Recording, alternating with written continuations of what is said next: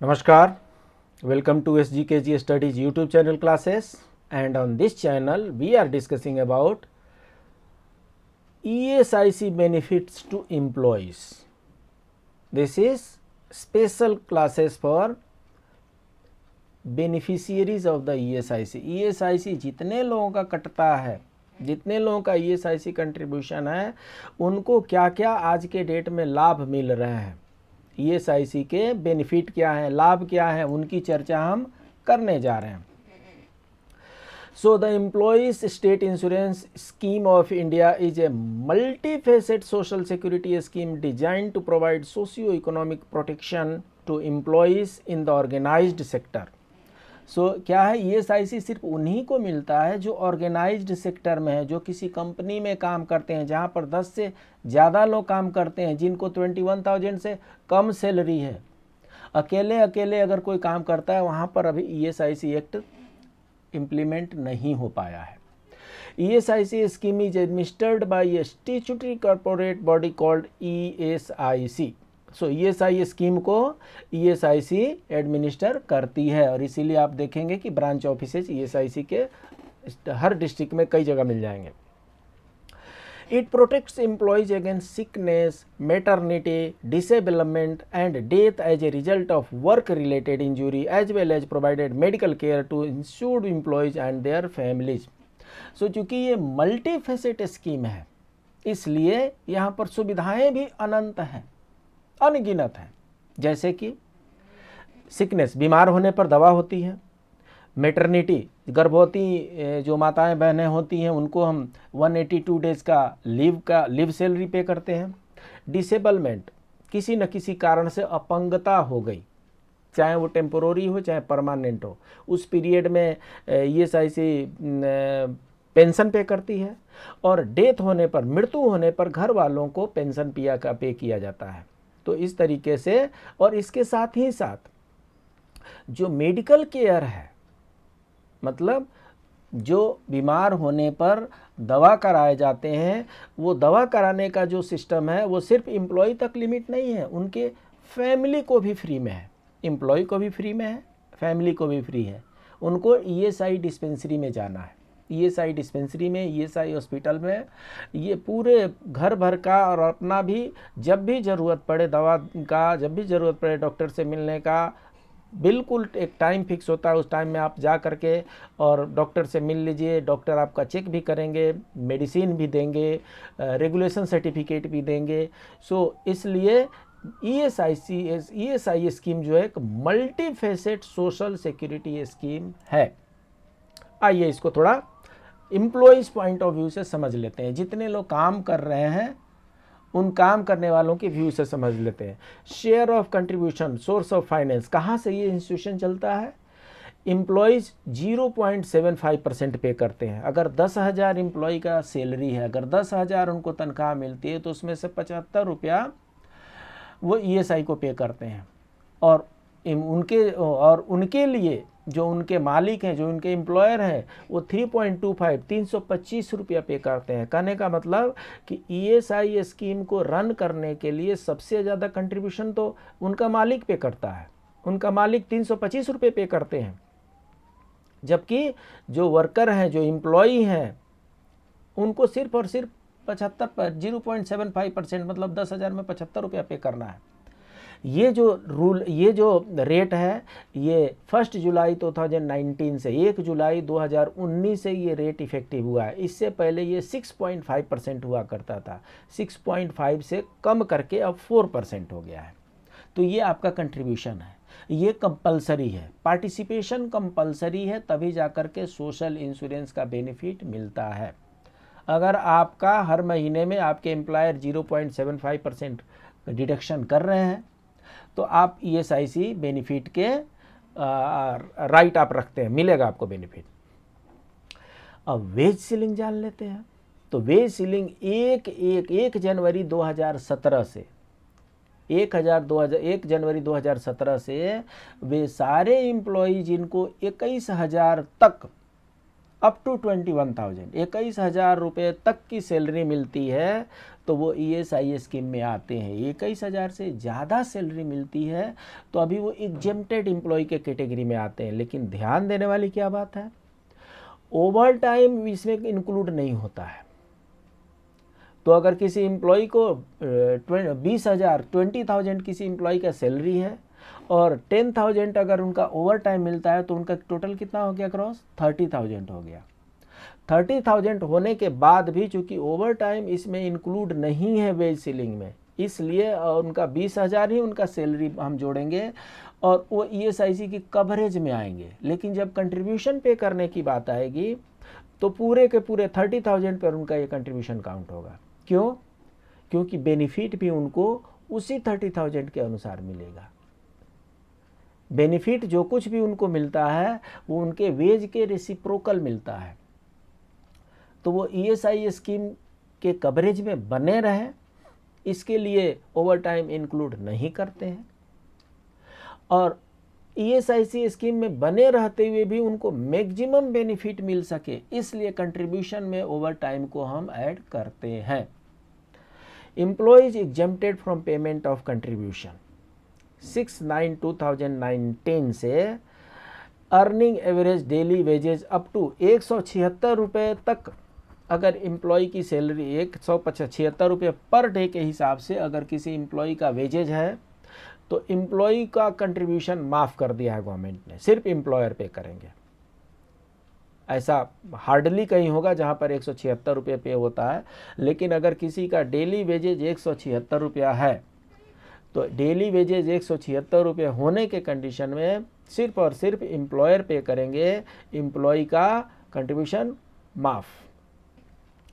Due date of payment of contribution, ये बड़ा important है, बहुत इंपॉर्टेंट है। Every 15th of the following month, आपकी सैलरी मंथ एंड में मिलती होंगी और चाहे महीना समाप्त होने के बाद 1, 2, 3, 4, 5, 6, 7 तारीख तक मिलती है, तो उसके बाद से ही ESI कंट्रीब्यूशन पे हो सकता है। तो इसलिए गवर्नमेंट ने रूल बना रखा है कि मंथ एंड हो गया, 30 तारीख को मंथ एंड हो गया, 30 तारीख से 15 दिन और खींच लीजिए, 15 दिन आपको टाइम है, 15 दिन के भीतर आपका कंट्रीब्यूशन पे हो जाना चाहिए। Penal provision for delay in payment of ESI की कंट्रीब्यूशन, अगर 15 तारीख तक अगर 15 दिनांक तक आप पे नहीं करते हैं तो क्या होगा, इंटरेस्ट जो होगा वो 12% पर एनम के अनुसार कैलकुलेशन किया जाएगा। डैमेजेज मतलब पेनाल्टी 5% से लेकर 25% तक पेनाल्टी चार्ज किया जाएगा। क्या है, टाइम से अगर एम्प्लॉयर कंट्रीब्यूशन पे करेंगे तो एम्प्लॉई को भी बेनिफिट देने में समस्याएं कोई नहीं रहेंगी। टाइम से अगर एम्प्लॉयर कंट्रीब्यूशन पे करेंगे, हम ऑनलाइन सिस्टम में चेक करेंगे कि एम्प्लॉय का कंट्रीब्यूशन पेड है, हम फटाफट उनको प्रोसेस कर देते हैं। अगर एम्प्लॉयर टाइम से नहीं पे करते हैं तो एम्प्लॉय को बेनिफिट मिलने में दिक्कत है। जब तक सिस्टम में शो नहीं करेगा, जब तक कंप्यूटर में शो नहीं करेगा, तब तक हम कुछ कर नहीं सकते हैं। तो इसलिए एम्प्लॉयर को ड्यूटी लायबिलिटी बनाई गई है कि उनको 15 तारीख से पहले पे करना है। 15 तारीख तक अगर पे नहीं करते हैं तो interest up to 12% and damages 5% से 25% तक ये कुछ टाइम शेड्यूल है, इसका टाइम शेड्यूल के अनुसार ये लगता है। प्रोसिक्यूशन एक्शन क्या है, अगर ये कोर्ट केस में गया तो 5 साल तक की सज़ा हो सकती है और 25,000 रुपया फाइन हो सकता है अगर कंट्रीब्यूशन नहीं पे करते हैं। ESI से रिलेटेड जितने भी ESIC से रिलेटेड जितने भी डिस्प्यूट हैं, जितने भी एलिगेशन है जो कोर्ट में जाता है, ESI कोर्ट में जाता है, तो वैसे कंडीशन में क्या होगा, अगर एम्प्लॉयर को गलत पाया जाता है तो 5 साल तक उनकी सज़ा हो सकती है।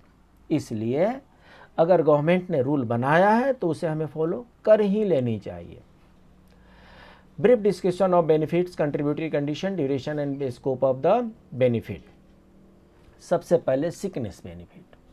सिकनेस बेनिफिट क्या होता है, इसके लिए जब भी हमारे एम्प्लॉय बीमार पड़ते हैं, हमारे डॉक्टर के पास जाते हैं, डॉक्टर हमारे मेडिसिन देते हैं, साथ में एक रेगुलेशन सर्टिफिकेट इशू करते हैं। उस पर वो 5 दिन, 10 दिन, 15 दिन, 20 दिन, 25 दिन, डिपेंड्स अपॉन द रिक्वायरमेंट, वो उतने दिन का लीव लिखते हैं। जितने दिन का लीव वो लिखेंगे उतना दिन का सैलरी ईएसआई ब्रांच ऑफिस पे करती है। तो जब ईएसआईसी का ब्रांच ऑफिस पे करता है तो उनको बोलते हैं सिकनेस बेनिफिट। इसके साथ कुछ कंडीशन भी है। Payment of contribution for 78 days in corresponding contribution period of 6 month. कहने का मतलब कि पिछले 6 महीने में एक कंट्रीब्यूशन पीरियड होता है और एक बेनिफिट पीरियड होता है। Contribution period April to September और अक्टूबर टू मार्च चलता है, और benefit period January to June और जुलाई टू दिसंबर चलता है।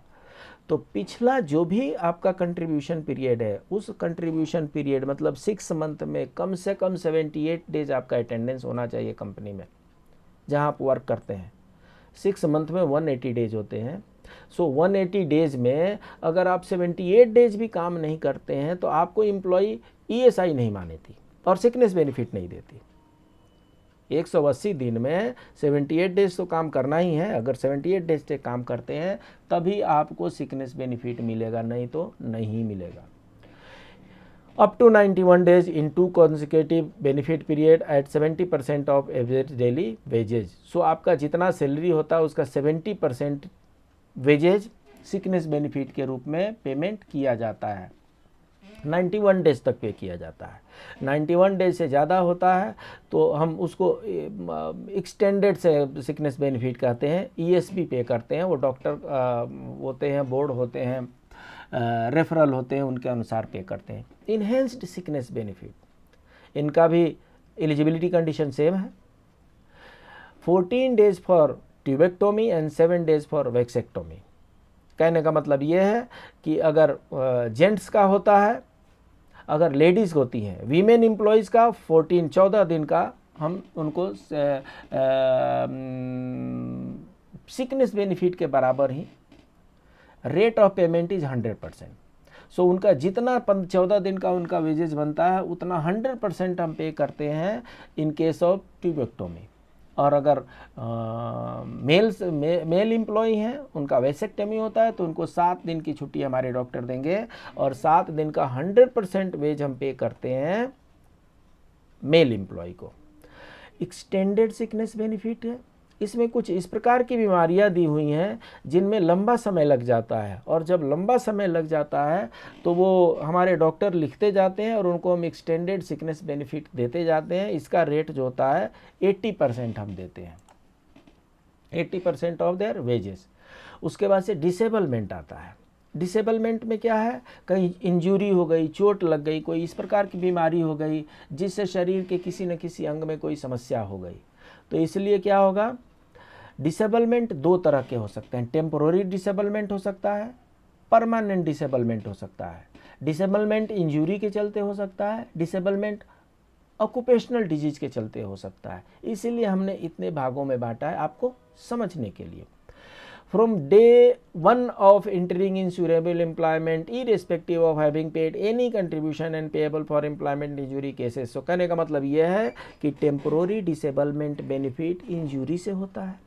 कंपनी में वर्क में गए पहले दिन और पहले दिन ही थोड़ी सी चोट लग गई तो आपको डॉक्टर ने लिख के दे दिया कि ठीक है, आप वर्क रिलेटेड प्रॉब्लम है और आप रेस्ट कीजिए। तो अगर डे 1 में ही प्रॉब्लम हो गया, इसके लिए हमें 78 डेज की ज़रूरत नहीं है। अगर पहले दिन ही कोई प्रॉब्लम हो गया तो पहले दिन से ही टेम्पोररी डिसेबलमेंट बेनिफिट पेएबल हो जाता है। इसका रेट क्या है, 90% ऑफ एवरेज डेली वेजेज है। जो टीडीबी है इसका रेट है 90% ऑफ एवरेज डेली वेजेज। तो एम्प्लॉयमेंट इंजरी और ये से ही ओरिजिनेट होता है temporary disablement benefit. Occupational disease, ये ऑक्यूपेशनल डिजीज़ क्या होते हैं कि कई प्रकार की ऐसी कंपनी होती है, जैसे सीमेंट फैक्ट्री हो गया, कुछ कॉटन फैक्ट्री हो गया, कुछ और प्रकार के ऐसे फैक्ट्री होती है जहाँ पे ऐसा पाया गया है कि वहाँ पर काम करने वाले एम्प्लॉयज़ को कुछ विशेष प्रकार की बीमारियाँ हो जाती हैं और उससे उनको टेम्पोररी डिसेबलमेंट भी हो सकता है। तो अगर उसके ऑक्यूपेशनल डिजीज़ के चलते किसी प्रकार की अपंगता आती है तो उसके लिए भी सेम रूल है, उनको जितने समय तक हमारे डॉक्टर साहब लिख करके देंगे उतने समय के लिए 90% of the average daily wages का हम पे करते हैं। टेम्पोररी डिसेबलमेंट बेनिफिट का एक लिमिट है। अगर टेम्पोररी डिसेबलमेंट बेनिफिट लंबे समय तक चलता है और डॉक्टर को लगता है कि ये नहीं, ये टेम्पोररी नहीं है, ये ठीक नहीं होने वाला, ये परमानेंट नेचर का है, तो परमानेंट डिसेबलमेंट बेनिफिट देते हैं। ये अस्थाई अपंगता है, ये अस्थाई है, ये अस्थाई अपंगता है। Same as in the case of temporary disablement but after medical board decision. यहाँ पर मेडिकल बोर्ड डिसीजन की ज़रूरत नहीं है। यहाँ पर ब्रांच मैनेजर साहब ने इन्वेस्टिगेशन कर लिया और हमारे डॉक्टर साहब ने लिख करके दे दिया, उनका पेमेंट शुरू हो जाता है। पीडीबी जब भी होगा, टीडीबी ही पीडीबी में कन्वर्ट हो जाता है। जब टीडीबी पीडीबी में कन्वर्ट होगा तो इसके लिए मेडिकल बोर्ड के पास ये सारे पेपर जाएंगे। मेडिकल बोर्ड डिसाइड करेगा कि कितना % डिसेबलमेंट जो हो रहा है वो वर्किंग कैपेसिटी का कितना % उनका डिसेबलमेंट हो रहा है। हाथ का डिसेबलमेंट अलग है, पैर का डिसेबलमेंट अलग है, तो जितना % उनका in case of partial disablement proportionate to the loss of earning capacity amount will be paid. इसके बाद से डिपेंडेंट्स बेनिफिट है। From day 1 of entering insurable employment in case of death due to employment injury, पहले दिन ही duty में गए और किसी कारण से कहीं पे चोट लग गई, कुछ ऐसा कुछ हो गया जिसके चलते डेथ हो गया, तो पहले दिन से ही डिपेंडेंट बेनिफिट के लिए उनकी एलिजिबिलिटी बन जाती है।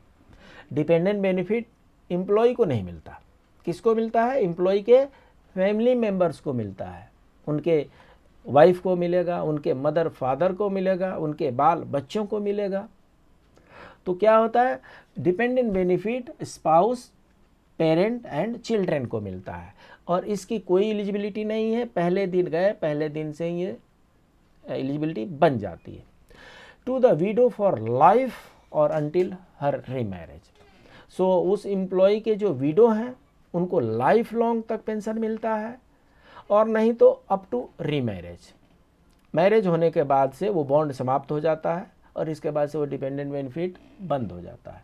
To children till the age of 25 years, जो बच्चे हैं उनको 25 वर्ष तक पेंशन मिलता है। अगर कोई बच्चा 1 साल का है तो उसको up to attaining the age of 25 years ही will be getting pension. To dependent parents for life, जो डिपेंडेंट पेरेंट्स हैं उनको लाइफ लॉन्ग तक, जब तक जीवित हैं तब तक उनको डिपेंडेंट बेनिफिट पेंशन मिलता है। इसका सीधा सीधा मतलब है पेंशन मिलता है। अगर काम करते समय एम्प्लॉय का डेथ हो गया तो उनके घर वालों को पेंशन मिलता है, वाइफ को और पेरेंट्स को लाइफ लॉन्ग पेंशन मिलता है, बच्चों को 25 साल तक उम्र प्राप्त करने तक पेंशन मिलता है। मैटरनिटी बेनिफिट, ये सिर्फ वो माताएं और बहनें जो वर्किंग हैं, वर्किंग एम्प्लॉयज़ जो हैं, लेडीज जो हैं, उन्हीं को ये मैटरनिटी बेनिफिट मिलता है। Payment of contribution of 70 days in 2 preceding contribution period. कहने का मतलब कि कम से कम 1 साल पहले आपका रजिस्ट्रेशन होना चाहिए, 1 साल से आपका कंट्रीब्यूशन पे होते रहना चाहिए और दोनों कंट्रीब्यूशन पीरियड में 70 डेज का आपका payment of contribution of 70 days in 2 preceding condition, ये आपका कंट्रीब्यूशन पीरियड, ये आपका कंडीशन है। ठीक है, कितना मिलता है? Up to 26 weeks in case of normal delivery. 26 week तक 182 डेज तक मैटरनिटी बेनिफिट पे किया जाता है। एम्प्लॉयर को कुछ पे नहीं करना है। एम्प्लॉयर ज़्यादा से ज़्यादा फॉर्म 10 दे देते हैं कि हाँ वो कंपनी में काम करने नहीं आई और सिंपली हम उनको 182 डेज का मैटरनिटी बेनिफिट पे करते हैं। मिसकैरेज होने पर 6 वीक का, बच्चे होने पर, डिलीवरी होने पर 26 वीक का, मिसकैरेज होने पर 6 वीक्स का। For insured women with 2 or more surviving children maternity benefit will be for 12 weeks. So 2 बच्चों तक का तो 26 वीक है। अगर 2 बच्चे के बाद ज़्यादा बच्चे होते हैं तो उनके लिए 12 वीक तक का ही मैटरनिटी बेनिफिट है। रेट क्या है? 100% ऑफ एवरेज डेली वेजेस।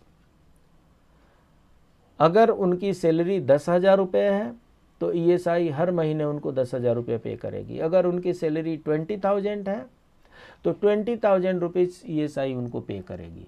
जितना उनका सैलरी मिलता था उतना 100% ईएसआई उनको 6 मंथ के लिए मैटरनिटी बेनिफिट पे करती है।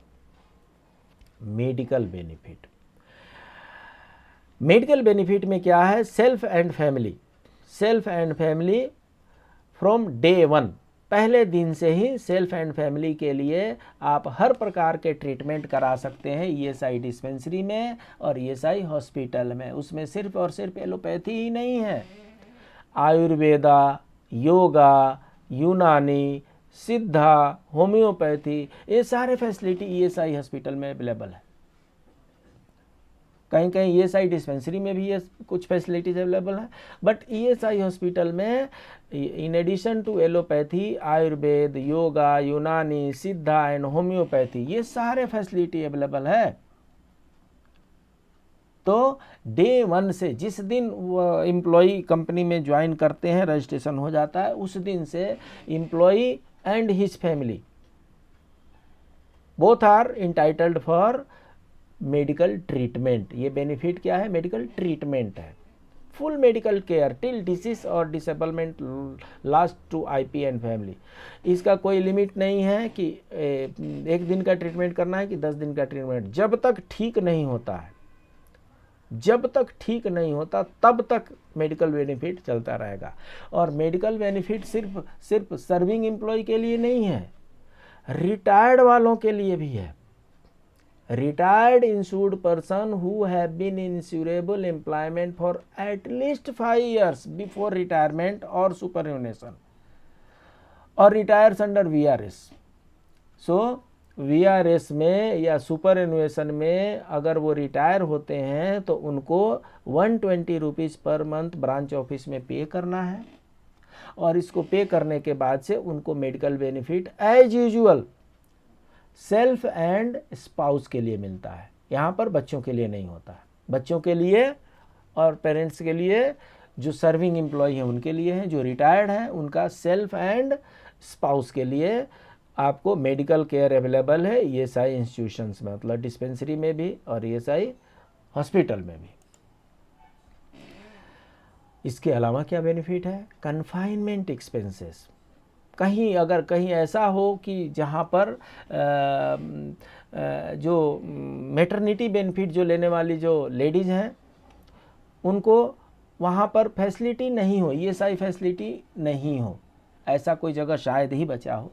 अगर ईएसआई फैसिलिटी नहीं हो तो उनको 5000 रुपीज़ पर confinement for 2 confinements eligibility is there for confinement expenses. Funeral expenses from day 1 of entering insurable employment and if eligible for any benefits as an insured person.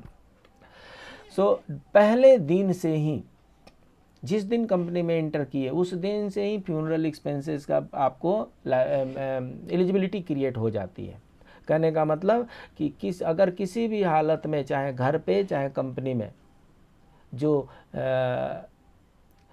ये जो टेम्पररी डिसेबलमेंट है, permanent disablement है, occupational disease है, उसके बाद से ये dependent benefit है, ये सब एम्प्लॉयमेंट रिलेटेड है। ये कंपनी में होना चाहिए, वर्क प्लेस में होना चाहिए। घर में होता है तो you will not get anything. But ये जो फ्यूनरल एक्सपेंसेस है, ये घर में हो चाहे बाहर हो, वर्क प्लेस में हो चाहे आउट ऑफ वर्क प्लेस हो, कहीं पर भी अगर डेथ हो जाता है तो ESIC 15,000 rupees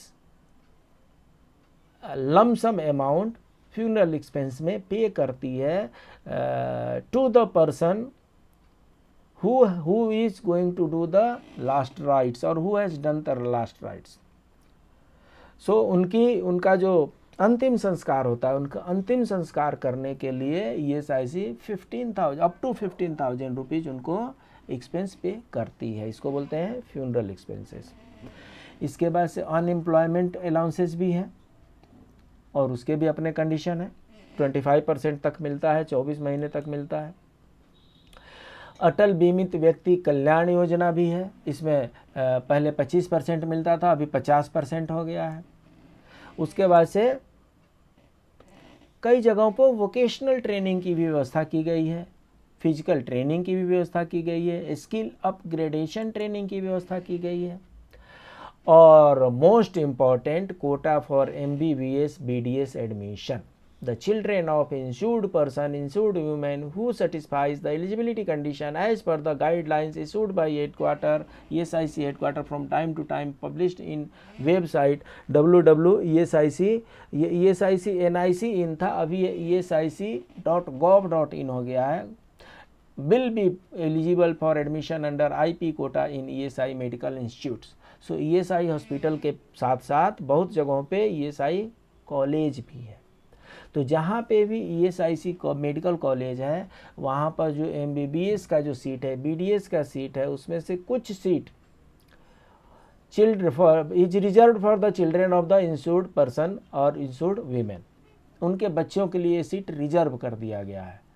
So these seats are reserved for ward of insured person in ESI medical dental colleges. The candidates should attend the NEET examination and should find a place in the rank list.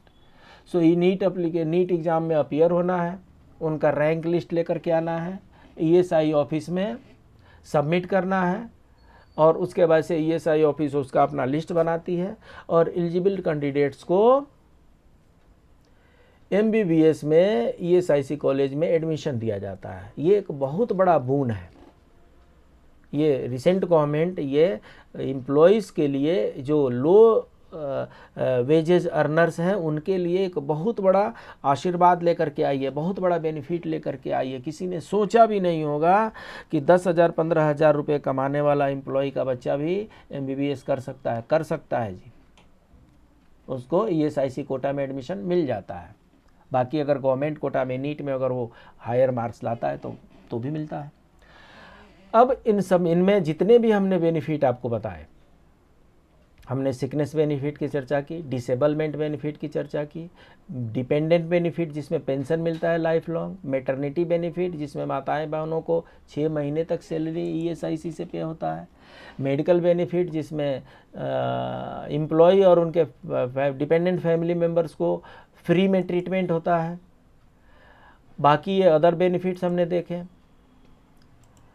तो इन सब का और MBBS Kota का हमने देख लिया. इन सब benefits में अगर आपको लगता है कि आपको बेनिफिट नहीं मिल पा रहा है, कहीं ना कहीं कोई समस्या लग रही है, साहब बेनिफिट देने में आनाकानी कर रहे हैं, रूल है लेकिन नहीं मिल रहा है, सो इन ऑल कंडीशन अगर आपके मन में कुछ ग्रीवेंस है, कुछ कंप्लेन है, तो उसके लिए सुविधा समागम ऑर्गेनाइज किया जाता है.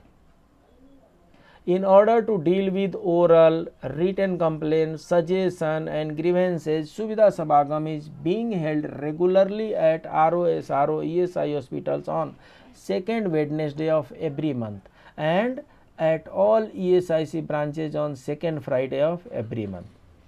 So, हर महीने के सेकेंड फ्राइडे को हर ब्रांच ऑफिस में सुविधा समागम मीटिंग होती है. वहाँ पर अपने सजेशन को, कंप्लेन को आप बता सकते हैं. और नहीं तो ROSRO ESI हॉस्पिटल में second Wednesday of every month में आपको सुविधा समागम होता है. सो वेडनेसडे, सेकेंड वेडनेसडे को ROSRO ESI हॉस्पिटल में होता है और सेकेंड फ्राइडे को ब्रांच ऑफिस में होता है. अगर आपको किसी भी प्रकार का कंप्लेन लगता है, कुछ सजेशन लगता है, कुछ इम्प्रूवमेंट बताना चाहते हैं, आप सुविधा समागम अटेंड कीजिए और वहाँ पर जाकर के अपनी समस्याओं को बताइए. अब ये जितने बेनिफिट हमने बताए एम्प्लॉयज़ के, इस बेनिफिट को पाने के लिए एम्प्लॉयर को क्या करना है?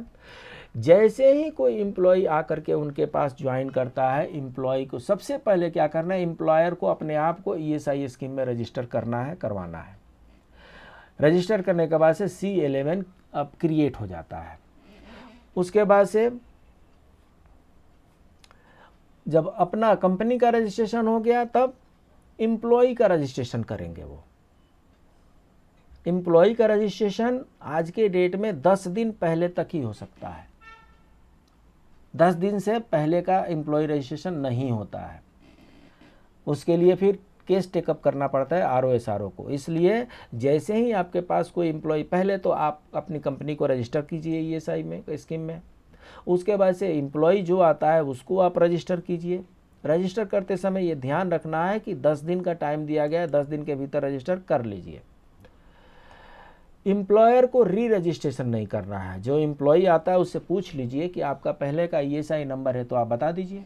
अगर पहले का ईएसआई नंबर है तो उसी नंबर को उसमें ऐड कर देना है, और अगर नहीं है तब उनको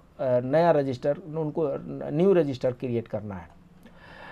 ई पहचान कार्ड प्रिंट करना है, उस पर फ़ोटो फिक्स करना है, साइन करना है और साइन करके एम्प्लॉय को दे देना है।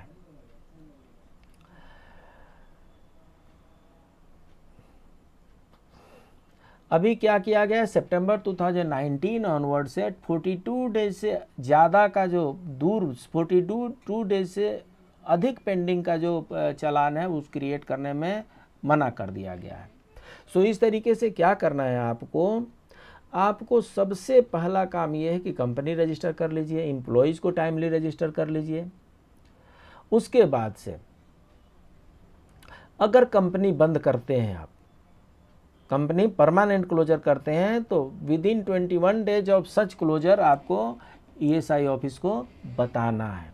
एम्प्लॉयज़ को क्या ड्यूटी बनती है, आप जैसे ही किसी कंपनी को ज्वाइन करते हैं आप उनको अगर पहले का इंश्योरेंस नंबर है वो नंबर दे दीजिए, अगर नहीं है तो उनको कोऑपरेट कीजिए। कुछ वो पेपर आपसे, कुछ आधार कार्ड नंबर, कुछ मोबाइल नंबर कुछ मांगेंगे, वो उनको प्रोवाइड कीजिए सो दैट वो आपका रजिस्ट्रेशन कर सकें। You can continue to use your any, जो भी पहले का नंबर है वही नंबर आपको एग्जिस्टिंग में रहेगा।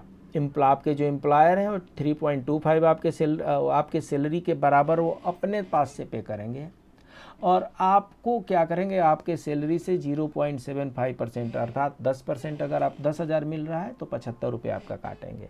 ये 1 जुलाई 2019 से हुआ। इससे पहले 4.75 और 1.75% हुआ करता था।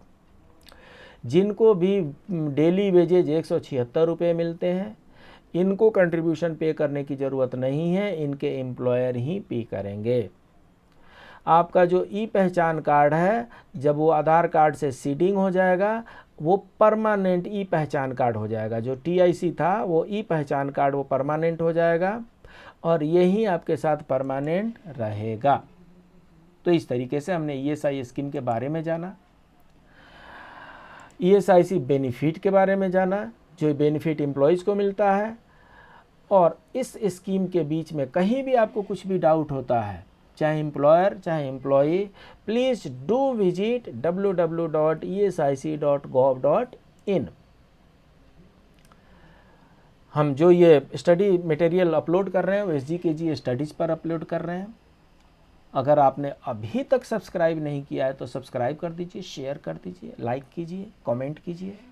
और बाकी सब स्टडी मटेरियल हमारे दूसरे यूट्यूब चैनल SGKG 2.22 जो सेकेंड हमारा यूट्यूब चैनल है उस पर ये सारे मटेरियल अवेलेबल है, आप जा कर के वहाँ पर उसका अध्ययन कर सकते हैं। यह हमारा SGKG स्टडीज़ यूट्यूब चैनल है, इसका ऐसे लोगो होगा, इसमें आप ये रिसेंट वीडियोस देख सकते हैं, ये प्लेलिस्ट है। ये हमारा सेकेंड यूट्यूब चैनल SGKG 2.22, इसके आप ये प्लेलिस्ट है, इसमें आप जा कर के और इन जो लेवल पर प्रोवाइड कराया गया है उन सब के बारे में आप स्टडी कर सकते हैं। किसी भी प्रकार का कोई डाउट हो